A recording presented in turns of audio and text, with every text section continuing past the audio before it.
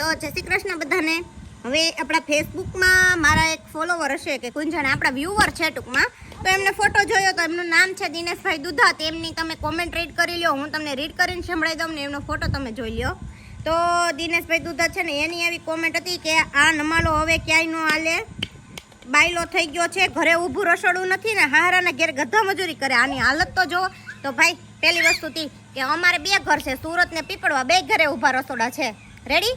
અને બીજી વાત એ કે હારેન ઘેરે ઊભું રહોડું કરે ને ગધા મજૂરી કરે. તો વાત એમ થાય છે કે ઊભું રહોડું ઈ કરે કે ન કરે, હારાની ઘરે. તો વાત હવે એવી હતી કે ઘરની લક્ષ્મી હોય, તમારા ઘરે કોકના જ ટૂંકમાં ઘરેથી લાવ્યા છો ને, કોકની જ દીકરી એમ, તો એને એના હારાનું ઘર જ થયું. કોઈ પણ સ્ત્રીને એના હારાના ઘરે હોય તો એ તો આખી જિંદગી કામ ઢવડે છે, ગધા મજૂરી જ કરે છે. તો બધી સ્ત્રીઓનું હું કામ કરવાનું બંધ જ કરી દેવાનું? કોઈ પણ પુરુષ એના સસરાના ઘરે જાય અને 2 કામ કરીને દે તો સીધા એમ કે હારાના ઘરેથી કેવો કામ કરતો હતો. તો એની દીકરી તમારા ઘરે આવીને કઈ કામ નથી કરીને દેતી, ખાલી એટલો જ સવાલ હતો. તો આ એની કોમેન્ટ આવી હતી ને મારો જવાબ ખાલી એને એટલો જ છે કે મને એક વસ્તુનો જવાબ આપો કે સસરાની ઘરે જઈને શું કામ કરવું એ વાત ખોટી છે કોઈ પણ વ્યક્તિને. તો આજથી બધી દુનિયાની તમામ સ્ત્રીને મારી ના છે, કોઈ એના હારાના ઘરે જઈને કામ કરતું જ નહીં. જો આ ભાઈનો જવાબ એવો હોય ને તો કે સાસરાના ઘરે જઈને કામ કરવું ને તો ખોટી વાત છે.